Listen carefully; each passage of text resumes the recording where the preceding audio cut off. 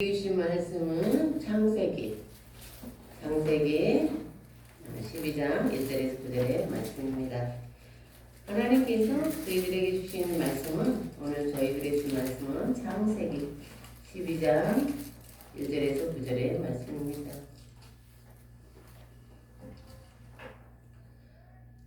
구약성경 15페이지 창세기 12장 1절에서 9절의 말씀 우리 함께 교도하시겠습니다.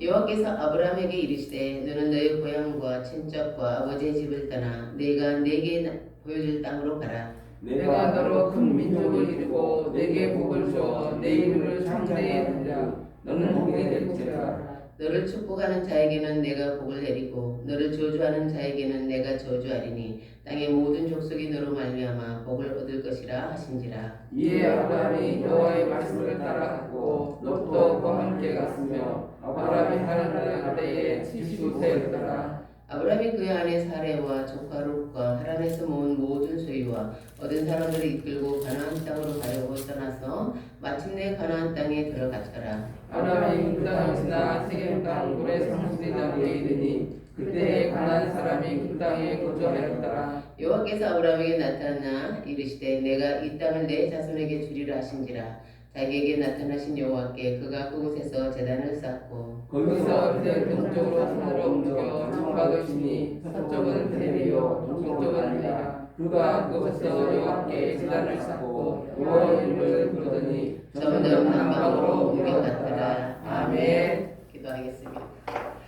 하나님 감사합니다. 하나님 우리 사랑해서 하나님 말씀해 주셔서 감사합니다. 오늘도 하나님의 그 놀랍고 또 우리를 사랑하시는 그 말씀을 기뻐하며 듣게 해 주옵소서. 아멘. 예수님의 이름으로 기도드립니다. 아멘. 아브라함은 갈대아 우르에서 살았어요. 갈대아 우르는 수메르 문화의 중심지이며 왕국의 수도였습니다. 갈대아 우르에서 발견된 고고학적 증거들은 굉장히 놀라운 것들이 많아요. 왕의 묘에서 출토된 것들은 황금으로 된 하프 등 황금 그런 유물이 많이 출토되었어요. 갈대아 우르는 아브라함이 살던 시대에 2층 발코니가 있었어요. 욕조와 수세식, 화장실, 내원수 시설, 수도 포장도로가 있었어요. 여러분 상상이 돼요? 수천 년 전인데요. 거기다 갈대아 우르는 페르시아만으로부터 중동에 이르는 지리적 요충지였습니다. 애국, 에티오피아, 인도 등으로부터 다양한 물품이 거래되는 곳이었어요. 그리고 갈대아 우르는 다양한 신들을 섬기는, 우상들을 섬기는 종교 도시였습니다. 그렇습니다. 갈대아 우르는 많은 사람들이 살고 싶어하는 화려한 도시였어요. 그런데 어느 날 아브라함의 아버지 데라가 그 갈대아 우르를 떠나 가나안을 향해 출발했어요. 데라는 왜 가나안으로 가려고 한 것일까요? 지금처럼 우리가 다른 도시에 대해서 알 수 있는 정보가 없는데 말입니다. 우리는 이렇게 추측해 볼 수 있어요. 하나님께서 데라를 가나안으로 부르신 것은 아닐까? 그렇지 않다면 그 좋은 도시, 누구나 살고 싶어하는 도시를 왜 떠나서 가나안으로 가려고 한 걸까? 데라는 가족들과 종들과 짐승과 많은 집을 거느리고 가나안을 향해 출발했습니다. 그는 갈대아 우르에서 서북쪽으로 약 800km 지점에 위치한 하란에 도착했어요. 하란은 우르와 가나안의 중간 지점에 있습니다. 하란은 교통의 요지이며 상업의 중심지예요. 아주 큰 도시예요. 4대 도시에 갈대아 우르와 하란이 들어갈 정도니까요. 하란도 갈대아 우르처럼 문명이 발달된 곳이에요. 가나안에 가려고 갈대아 우르를 떠났던 데라는 어쩐 일인지 하란에서 정착하고 말았어요. 데라 일가가 하란에서 살고 있을 때 하나님께서 아브라함을 부르셨어요. 우리 함께 1절에서 3절을 읽겠습니다. 1절에서 3절 시작. 여호와께서 아브라함에게 이르시되 너는 너의 고향과 친척과 아버지의 집을 떠나 내가 네게 보여줄 땅으로 가라. 내가 너로 큰 민족을 이루고 네게 복을 주어 내 이름을 창대하게 하니 너는 복이 되리라. 너를 축복하는 자에게는 내가 복을 내리고 너를 저주하는 자에게는 내가 저주하리니 땅의 모든 족속이 너로 말미암아 복을 얻을 것이라 하시니라. 아멘. 사랑하는 성도 여러분, 요즘 직장 다니기, 좋은 직장 구하기 힘들죠. 근데 저와 여러분이 아주 좋은 직장을 다니고 있다고 우리가 생각해 봅시다. 월급도 많이 주고 또 직장 동료들과 관계도 아주 좋아요. 그리고 직장 상사들이 내 능력을 인정해 주고 있어요. 그럼 어때요? 이 정도면 좋은 직장이고 앞날이 밝은 편이에요. 그런데 여러분의 부모님이 그 직장을 나와서 벤처기업을 하라고 하면 여러분 마음이 어떨까요? 벤처기업은 어때요? 굉장히 대박이 날 수 있는 사업이죠. 그렇지만 그만큼 위험 부담이 많아요. 망할 가능성이 많죠. 한 벤처기업 하나가 살아나면 여러 기업이 어때요? 망하죠. 아브라함 하란에서 경제적으로 잘 살고 있었어요. 5절은 이렇게 전하고 있습니다. 하란에서 모은 모든 소유와 얻은 사람들. 아브라함 하란에서 재산을 빌렸어요. 재산을 빌렸으니까 종들도 많이 늘어났어요. 하란은요 계속 눌러 살아도 좋은 도시예요. 그런데 하나님께서 아브라함을 부르셨어요. 그러면 하나님은 아브라함에게 어떤 분이세요? 하나님은 아브라함 잘 모르는 분이에요. 갈대 오르는 하란에서는 여호와 하나님을 믿는 사람들이 없어요. 그가 살던 곳에는 달의 신 난나, 태양의 신 우트 등 여러 우상들을 섬겼어요. 그렇지만 창조주의 하나님 여호와 하나님을 섬기는 사람들은 없었어요. 그래서 당연히 아브라함도 하나님이 누구신지 몰랐어요. 그런 아브라함이 어떻게 여호와 하나님을 알 수 있겠어요? 아브라함이 여호와 하나님을 알 수 있는 방법은 두 가지예요. 첫째는요, 하나님이 직접 아브라함에게 나타나신 거예요. 네, 예수님이 직접 바울을 찾아가신 것처럼 하나님께서 아브라함에 직접 나타나시면 알 수 있어요. 두 번째는요, 전도를 통해 알 수 있죠. 아마존 부족, 다른 사람들과 관계를 맺지 않고 살아가는 아마존 부족들이 예수님을 어떻게 알겠어요? 예수님을 그들이 아는 방법은요, 예수님이 직접 나타나시거나 아니면 누군가 거기까지 찾아가서 예수님이라는 분이 어떤 분인지 전하는 수밖에 없어요. 전도를 통해서예요. 아브라함의 첫 번째 방법으로 하나님을 알게 됐어요. 하나님이 직접 아브라함을 찾아가셨죠. 1절입니다. 여호와께서 아브라함에게 이르시되 너는 너의 고향과 친척과 아버지의 집을 떠나 내가 네게 지시할 땅으로 가라. 하나님의 은혜라는 복음서가 있죠. 나를 지으신 이가 하나님, 나를 부르신 이가 하나님, 나를 보내신 이도 하나님. 아브라함을 지으신 이는 하나님이세요. 아브라함 어때요? 하란의 땅에서 불러내신 분도 하나님, 아브라함을 가나안 땅으로 보내신 분도 하나님. 그런데 그의 하나님의 그 부르심과 보내심은 아브라함의 삶을 통째로 바꿔버리는 사건이에요. 하나님은 그에게 이렇게 요구하셨습니다. 너는 너의 고향과 친척과 아버지의 집을 떠나. 태아는요, 엄마의 뱃속에 있을 때에요, 모든 것을 공급받습니다. 그건 태아에게 가장 간절한 것이에요. 근데 태아가 세상에 나오면 상황이 바뀌죠. 여전히 다른 사람들의 도움을 받고 살아야 하지만 태아가 살아가는 방식 자체가 바뀝니다. 아브라함이 살아왔던 삶의 터전은 안전했어요. 고향과 친척과 아버지의 집은 그에게 익숙한 삶의 터전이었습니다. 그것은 그가 누리고 있던 기득권이에요. 기득권이라고 생각하지 않았을지라도. 근데 그곳을 떠나게 되면 그가 그동안 누려왔던 모든 것을 포기합니다. 잘 돌아가는 사업도 내려놔야 되고 친척과 친구들과 그리고 뭐 이웃들과의 교제도 끊어지고 그들의 도움을 받을 수 없습니다. 그런데 하나님께서 아브라함에게 명령하셨어요. 내가 내게 보여줄 땅으로 가라. 하나님은 아브라함에 대한 계획이 있으세요. 그런데 그 계획은 하란에 써 있는 게 아니에요. 하나님은 그 계획을 다른 곳에서 이루고 싶어 하세요. 따라서 하나님의 자신을 향한 하나님의 계획을 이루기를 원한다면 하나님이 지시하신 땅으로 가야 합니다. 그런데 그동안 하나님과 아브라함은 남남이었어요. 그렇죠? 하나님은 아브라함을 알고 계셨지만 아브라함은 하나님이란 분이 이 우주에 존재하는지도 몰랐어요. 그런데 하나님께서 아브라함을 부르심으로 둘 사이에 모종의 관계가 맺어졌어요. 사람의 관계를 맺으려면 어때요?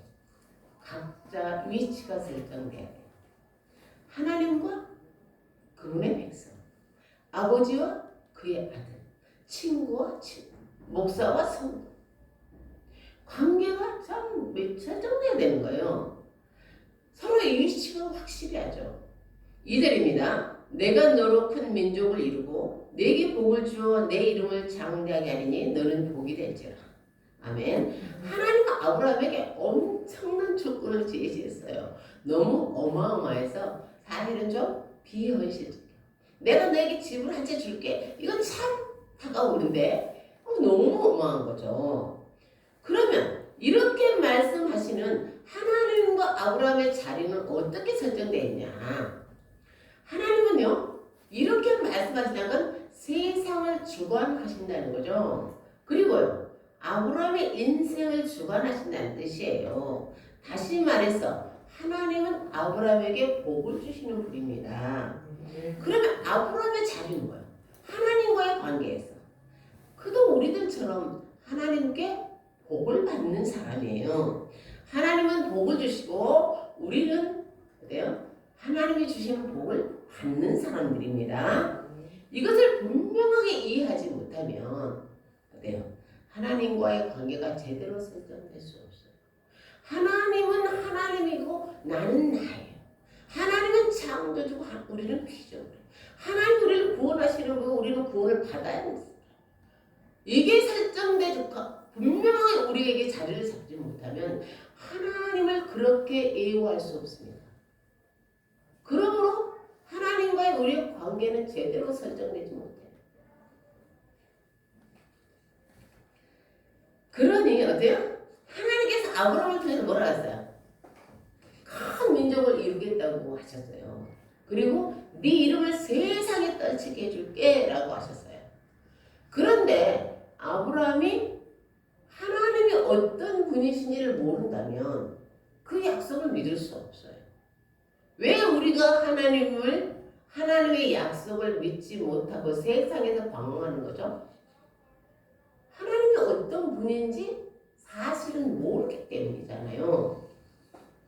사랑하는 성도 여러분, 하나님이 여러분에게 그런 약속을 하신다면 여러분은 그동안 살아온 삶의 터전을 버리시겠습니까? 그동안 살아왔던 삶의 방식을 버리시겠어요? 우리의 인생을 결정짓는 것은 선택이에요. 우리의 인생은 어느 정도는 결정됐어요. 우리가 죽는 것, 우리 부모가 우리를 태어나게 하는 유전적인 것들. 그러나 우리 인생을 변화시키는 것도 우리 안에 있어요. 우리 인생이. 그게 뭐예요? 수많은 선택입니다. 무엇을 선택하느냐에 따라, 누구를 선택하느냐에 따라 우리의 인생이 어때요? 바뀌어요. 어떤 직업을 가질 것인가? 어떤 배우자를 만날 것인가? 어떤 신을 섬길 것인가? 우리는 하나님의 약속을 선택할 수도 있고 그가 그동안 살았던 삶의 방식을 고수할 수도 있어요. 어쨌든 그것 둘 다 선택입니다.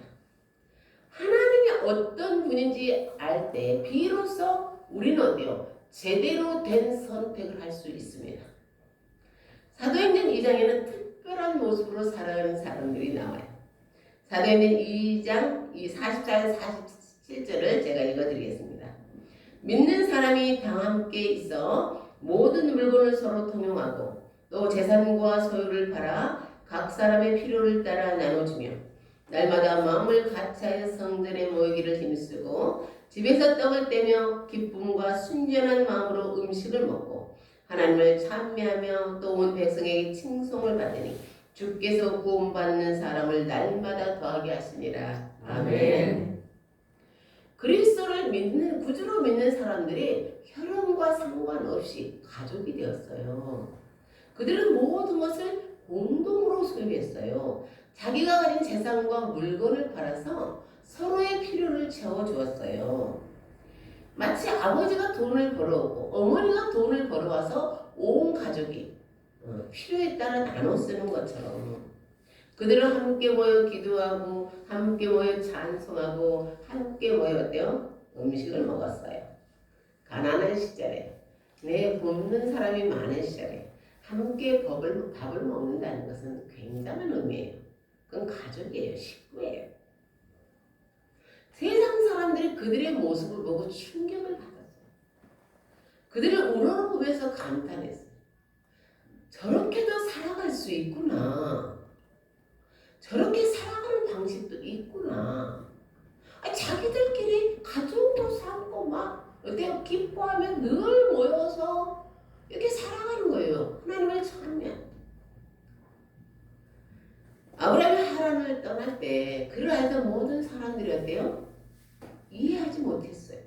잘 나가는 사업을 그만두고 알지도 못하는 어떤 신의 지시를 받아 낯선 곳으로 떠나는 아브라함을 이해할 수 없었어요.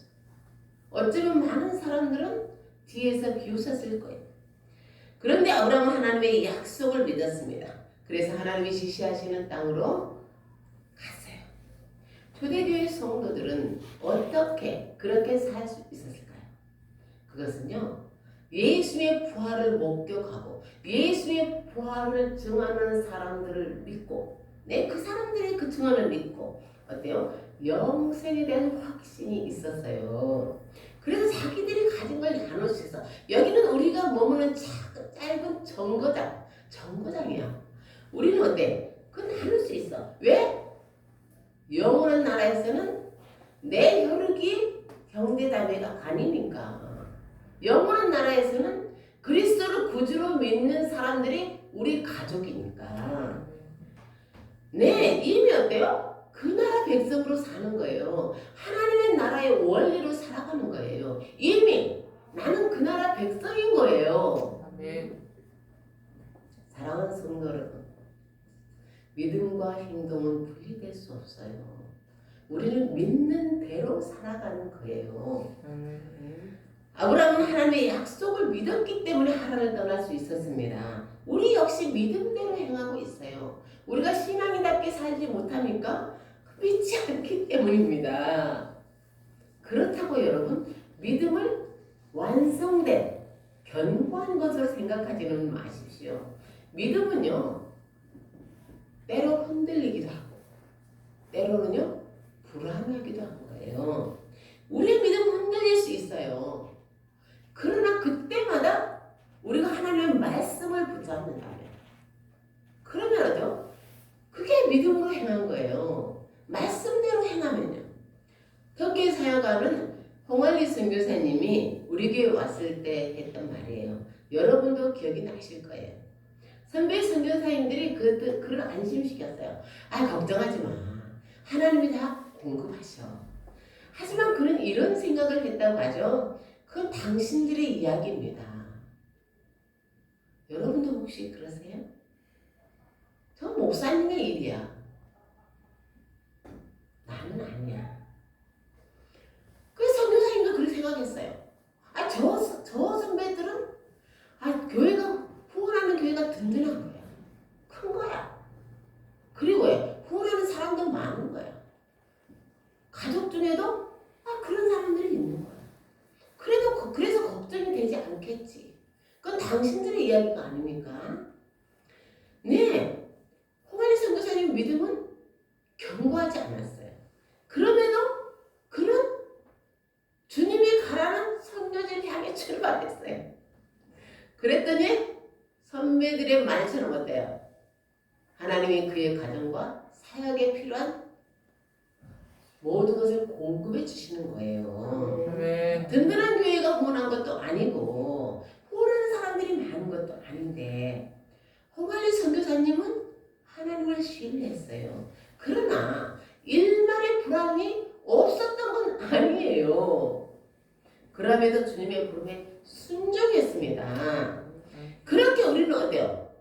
하나님의 말씀에 순종하면서 하나님을 경험해가고 그러면 우리의 믿음이요 견고해지는 것입니다. 아멘. 믿음은 완성된 것이라고 생각하지 마세요. 목사는 믿음이 있지? 아니요. 목사도 많이 흔들린답니다. 그러나 하나님의 말씀 앞에 서려고 하는 거죠. 그렇습니다. 버리지 않고는 얻을 수 없는 것들이 있어요. 버려야만 얻을 수 있는 것들이 있어요. 하나님을 떠나야만 가나안에 갈 수 있어요. 안락한 삶을 버릴 때 위대한 인생에 도전할 수 있습니다. 아멘. 하나님과 가나안의 삶은 공존할 수 없어요.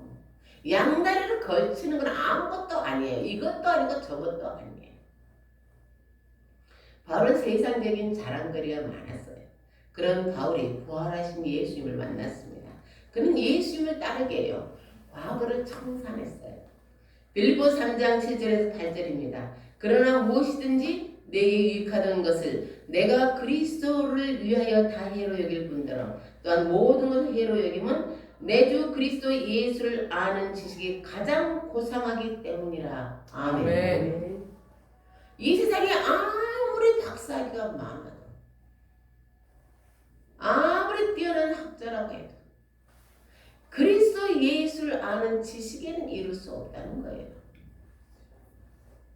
그런 부활하신 예수님을 만난 후에 영적인 눈이 열려버린 거죠. 그래서 이렇게 고백했습니다. 내가 그를 위하여 모든 것을 잃어버리고 배설물로 여기면 그리스도를 얻고 그 안에서 발견되려 함이니. 아멘. 아멘. 바로 과거에 추구했던 것을 버렸어요.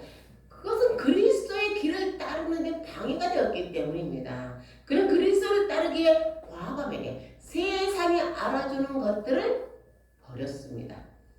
영생에 관심이 많은 한 청년이 있었어요.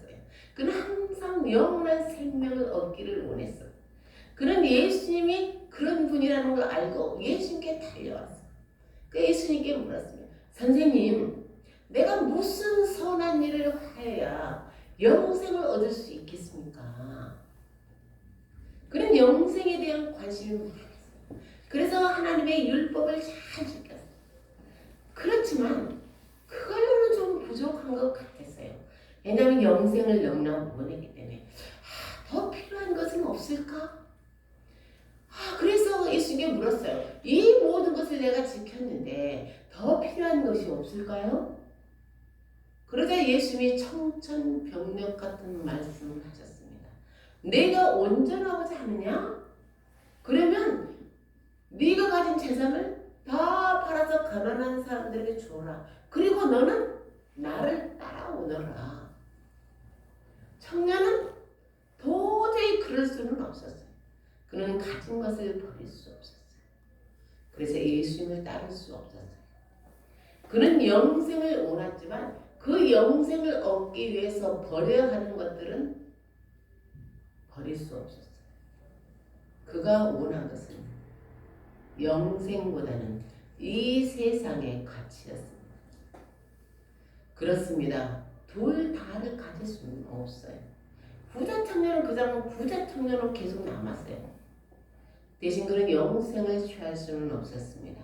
그러면 예수님의 제자들은 어땠어요?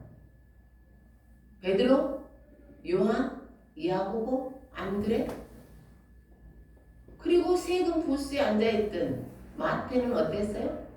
예수님 부르시자 그 자리에서 즉각 일어나서 예수님을 따랐습니다. 나를 가질 수는 없어요. 예수를 따르든지 세상을 따르든지 둘 중에 하나예요. 우리가 세상을 버린다는 뜻이 아니에요. 세상 속에서 그리스도를 따라야 한다는 뜻입니다. 우리 함께 6절에 7절을 읽겠습니다. 6절에서 7절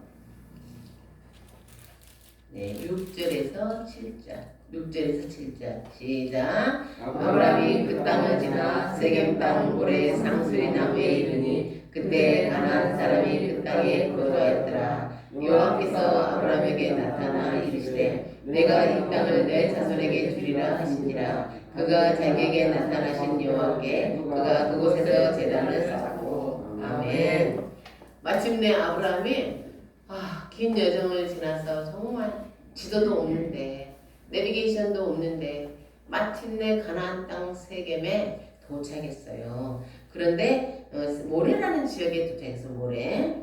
그런데 6절은 모래 지역을 모래 상수리 나무라고 부르죠. 모래 상수리 나무는 가나안 사람들이 자기 신들을 섬기는 성소예요. 아브라함이 하나님이 약속하신 땅에 도착해 보니까 그곳에 가나안 사람들이 살고 있었어요.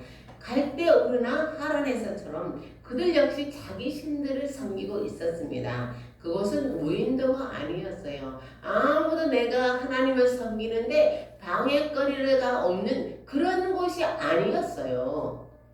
여기는 내 땅이야 주자랑할 수 없었어요. 사실 그곳은 가나안 사람들의 땅이었어요. 이제 아브라함은 어떻게 해야 하는 것이에요? 다시 하란으로 돌아가야 하는 것입니까? 아브라함은 무척 당황했을 거예요. 그때 하나님께서 아브라함에게 나타나서 말씀하셨습니다. 내가 이 땅을 내 자손에게 주리라.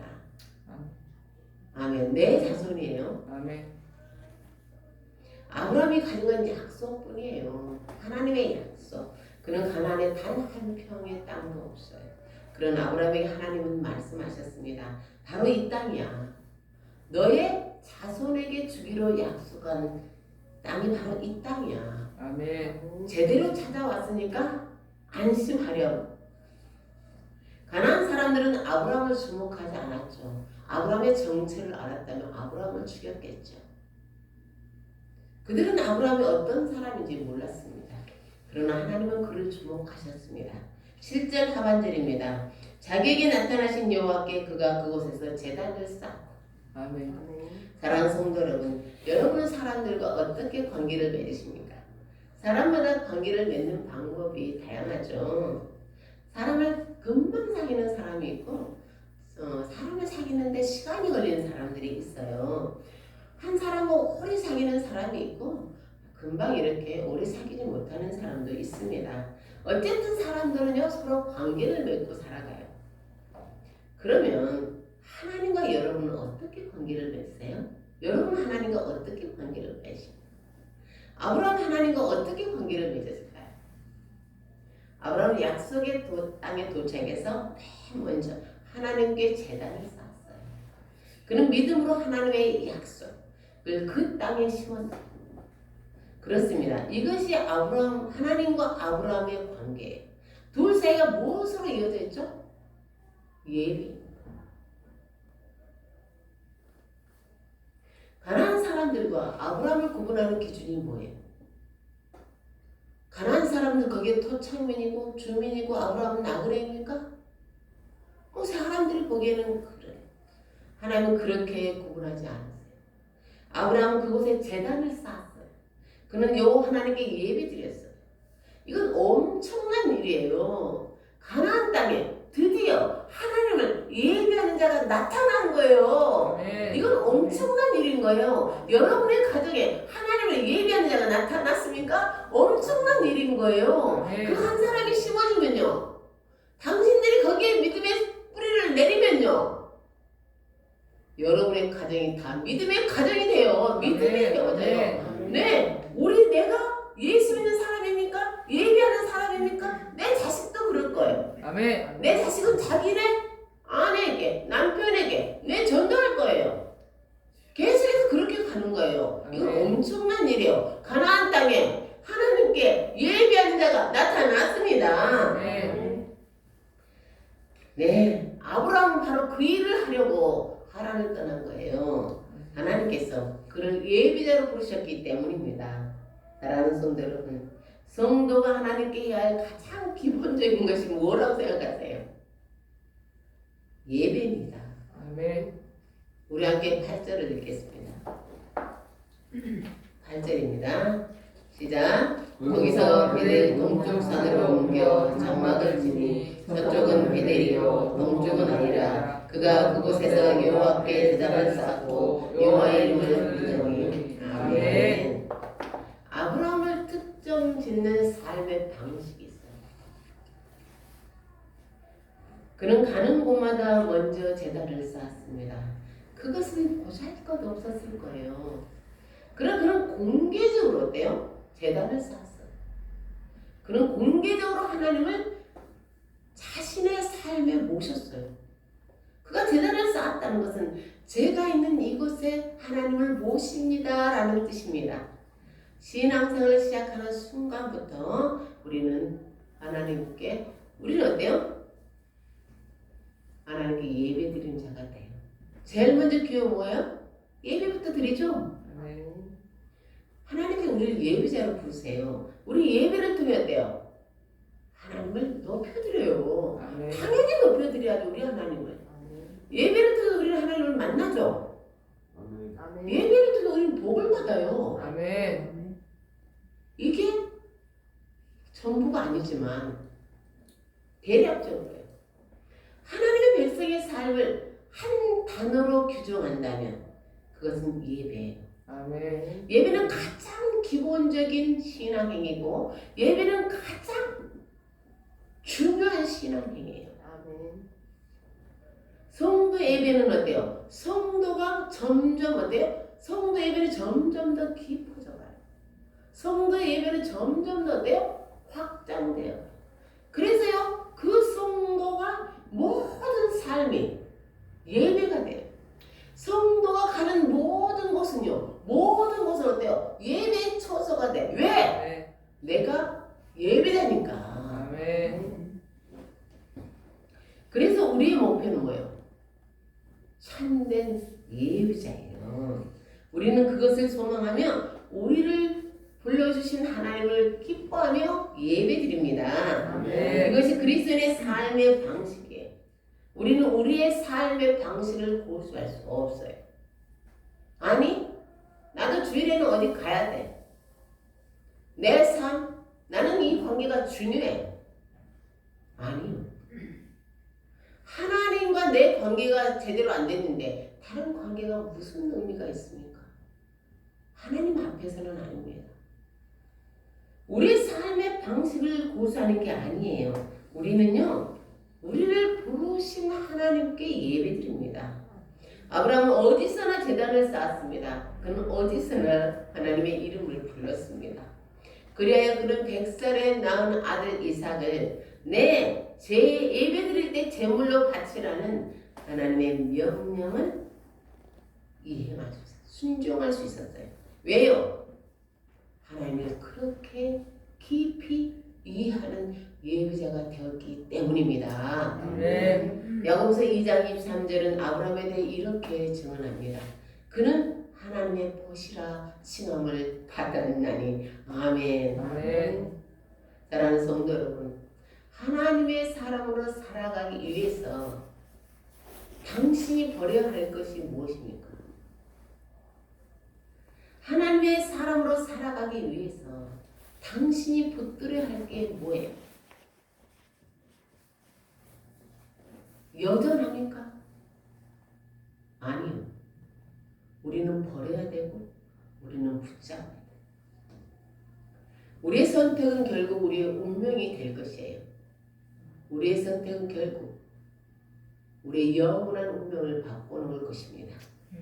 그래서 우리는 소망해야 합니다. 우리의 선택이 지혜롭기를. 아멘. 우리의 선택이 지혜롭기를 기도해요. 우리의 예배가 하나님을 기쁘시게 하기를. 우리가 참된 예배자로 매일매일 성숙해 가기를. 그런 저와 여러분이 되기를 예수님의 이름으로 축복합니다. 아멘. 기도하겠습니다. 하나님 감사합니다. 예수님이 우리를 위에 십자가에 달리시고 부활하신 그것을 믿 저희들에게 새로운 길, 새로운 삶의 방식이 주어졌습니다. 우리는 그것을 기뻐하며 그 길을 가기 위해서 버려야 할 것들을 과감하게 버리고 그리스도를 따르는 자들이 될 수 있도록 저희들을 영적으로 항상 깨어있게 하셔서 바르고 온전한 선택을 통해 영원한 운명을 제대로 그 운명을 제대로 붙잡을 수 있도록 도와주십시오. 예수님의 이름으로 기도드립니다. 아멘. 찬송가 4